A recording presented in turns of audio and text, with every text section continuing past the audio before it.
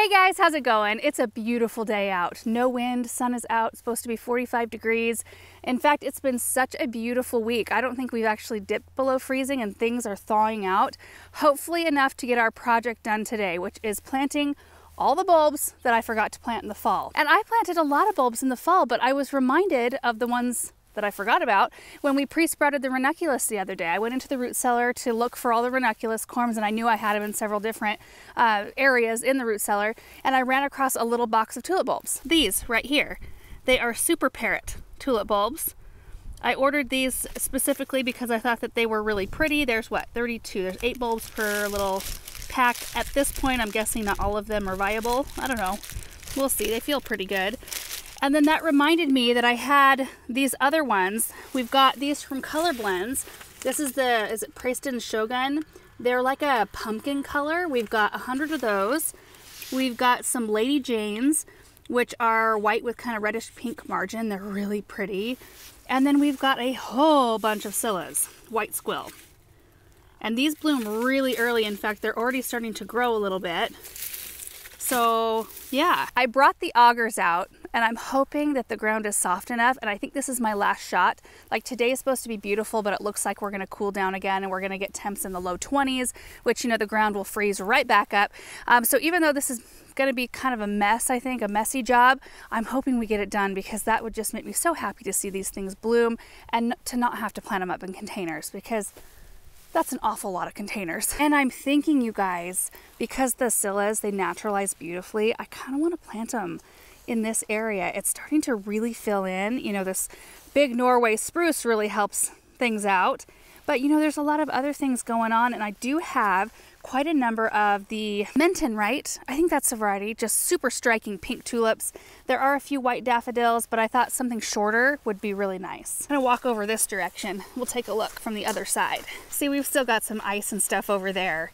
So I think this area might be good too, just because it's more exposed. So the ground was hopefully a little bit more thawed out.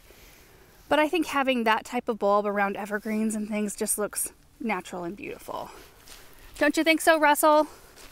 I think so. Also, I just wanted to show you this Brandywine viburnum and how much beauty it adds to the winter landscape.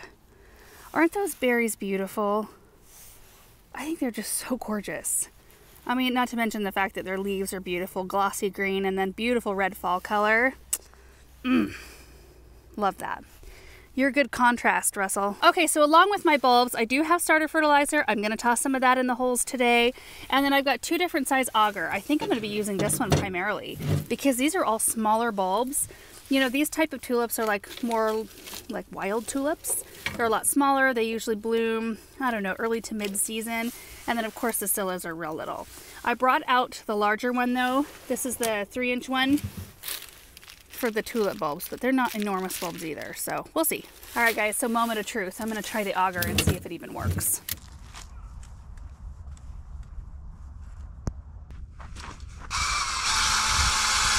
Oh, yay! Success!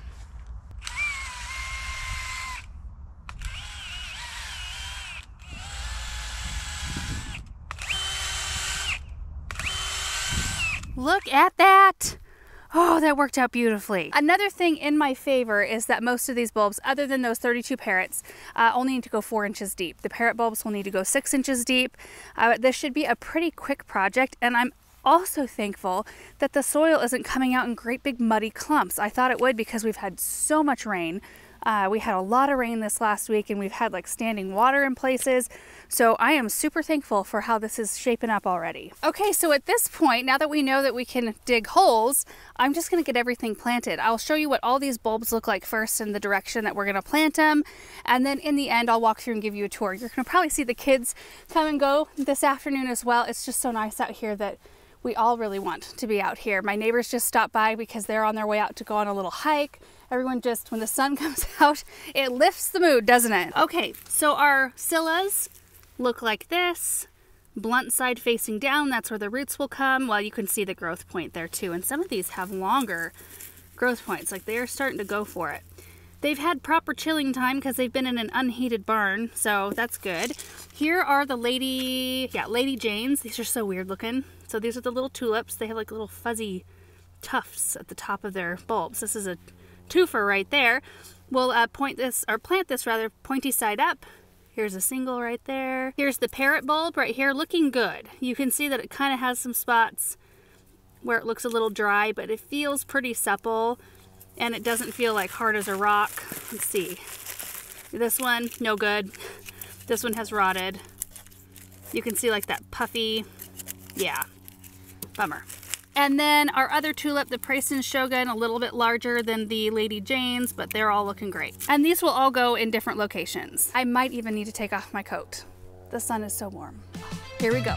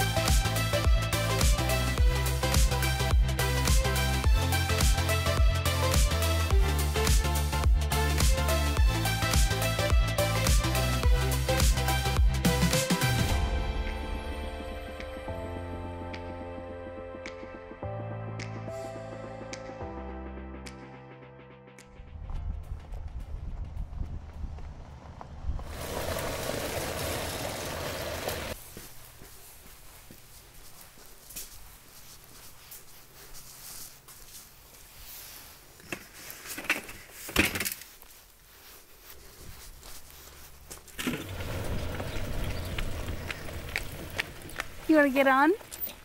No. Okay, you want to walk behind or run behind? Run. All right, here we go.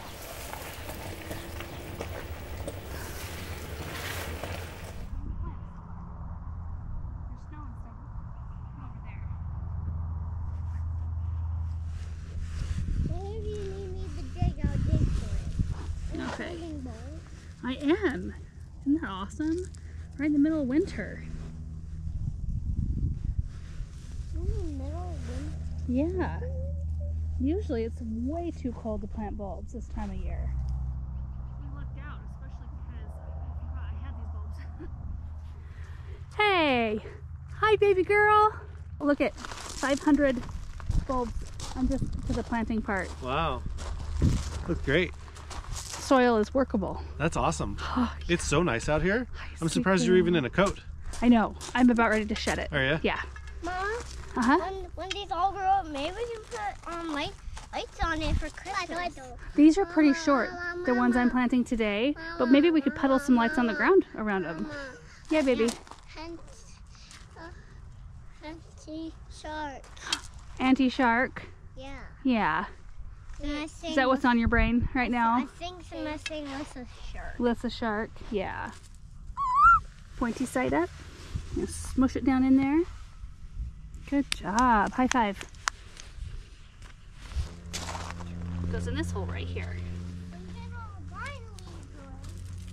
Good job. More. More? Okay. Okay. Well, let's check that one. Did that one go in deep enough? Push it down in there, babe. Nothing like planting bulbs in bunny slippers. Yeah. She knows how to do it right. You gonna show me how fast you can run? 1, 2, 3, go!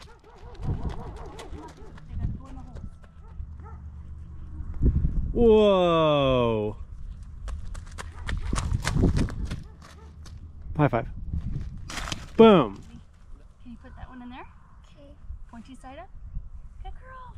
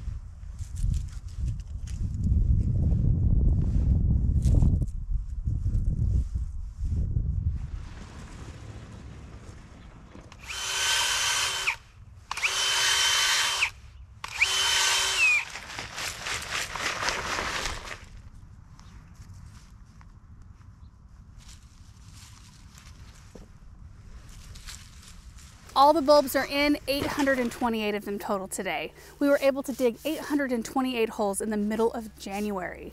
That's just crazy. About 5 of the holes that I dug in that first area we were working in were a little bit frozen, but overall really easy today. So let's take a look at the 4 separate areas. Actually, 2 varieties ended up over in this corner, 2 in the other area. And then I think we're gonna go harvest some carrots because why not? We're going in reverse order here, but right in this area, there's just kind of like this little swoop. It was the perfect little pocket to tuck those super parrots in. So these are the ones I had to dig down a little bit deeper. Ended up with 28 out of 32 of the bulbs, which was my fault because I forgot about them and let them sit for a few months longer than I should have. But I think they're gonna be the perfect color for this area.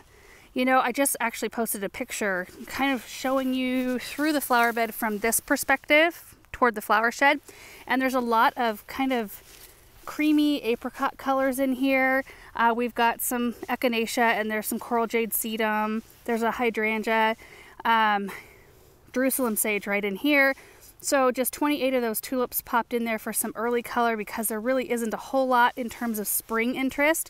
There is some Amsonia string theory, which is an early-ish bloomer. So that is nice, but the tulips will come first. I did plant a bunch of tulips along this walkway as well, but eventually you probably won't be able to see the walkway from this side of the flower bed, so we'll have spring interest on both sides. Isn't that walkway gorgeous through there? Gosh, I love it. The Preston Shogun variety ended up over here. You can see our berry area. There's still some snow in between those 2 beds over there. We've got the raspberries and blackberries. We've got grapes here, right in this area, kind of swooped around those honeyberries there. 100 of those Preston Shogun. I wish tags would include a pronunciation guide. That would help me out big time. But I think there'll be a really pretty orangey color back in here, something nice and bright, and I'm trying not to neglect the backside. In fact, I made an effort to plant things along here as well as over there so that this area didn't end up being kind of like the forgotten land, because you don't see it really, or you won't in the end see it unless you come back here on purpose, which we're back here all the time. So we're back here on purpose. So I really want it to be pretty. And there's a lot of pretty perennials in here. We've got some gorgeous Baptisia that bloom blue. There's King of Ages daylilies. I need to clean those up. There's a bunch of Monarda, some yarrow, hibiscus, black lace elderberry. There's a Russian sage right here.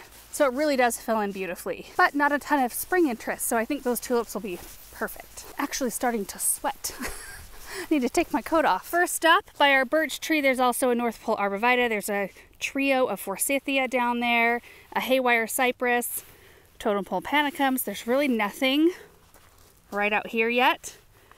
We had some annuals popped out here last year, but I just did 3 swoops of the Lady Janes. And there were 200 of those. Those are a type that grow about 10 to 12 inches tall, and they are more of a slender kind of tulip flower. They're beautiful, beautiful color though. I love them. I think they're gonna be really striking right here. And just down from there is where the bulk of our bulbs went, 500 of the white squill, the scillas. And those are just in like small and large drifts all the way around this Norway spruce. They cruise all the way back in there, come all the way out to the edge here, and they tuck in, well, they do tuck in around the base of this tree too, and then they go, you can kind of see where it's roughed up. And they tuck in underneath the Vanderwolf, and then they kind of taper off right out here. So from this perspective, as you are driving in, you're gonna start to see all of that, like a sea of the scillas in here. It's gonna be so pretty. And I don't know about every area, but here, the scillas, they naturalize really beautifully. They do really well for us, so they should be in that space for a long time. Okay, now I wanna head to the cut flower garden. I have a little patch of carrots. They are Danvers half-longs that I planted in 2021. They reseeded themselves there in the fall of 2021, and I let them grow up through the winter and the spring. Then we pulled them. They had already seeded themselves because I let them go to seed, and we had a second crop last year. So we had the 2 crops, well, the 1 crop in 2021, 2 crops in 2022, and I think I'm just gonna let them do the same thing again in the same spot this year. And they are right over here. They don't look like much right now, of course, but you can see them in between our row of strawberries, they're the carrots, and that's our row of wheat. So of course they start to die back, the tops do when it gets really cold. And we have had temps in the single digits, not that many nights, but we have had some. and we have had a lot of rain, and we've had quite a bit of snow already. And it's just amazing to me how these root crops just hang on and do awesome. So if we come in here, look at that. Isn't that awesome? Some are a little small, some are deformed because I did not thin these. I'm just so amazed that they're pulling out so easily. Oh, there's a weed. Get that out. It is really nice that the ground is thawed enough to pull these, but you can harvest them even if there's snow on top of them. So long as you can get a digging fork under there and you can kind of work the soil a little bit, you can harvest them at any point. So I'm gonna grab enough to roast for dinner. Oh, it's beautiful.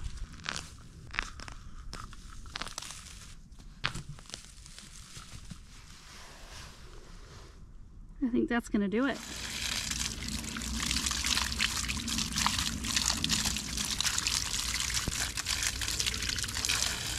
Look at how beautiful these are. They just scream spring to me. I love it. This whole day feels like spring to me. Oh, mood lifter for sure. I'm gonna take these inside in a little while. I've got a few more things to do out here, just some watering, and I'll check on the chickens, but I'm gonna chop them up, and I like to just toss them in a little bit of olive oil, salt and pepper, and roast them. Super simple, and we love to eat them like that. And you guys, that is it for today's video. I hope you enjoyed it. I hope you enjoyed seeing the sunshine. I enjoyed being out in it so much, and I love that all the bulbs are in the ground. Oh my goodness. Thank you guys for watching, and we will see you in the next one. Bye.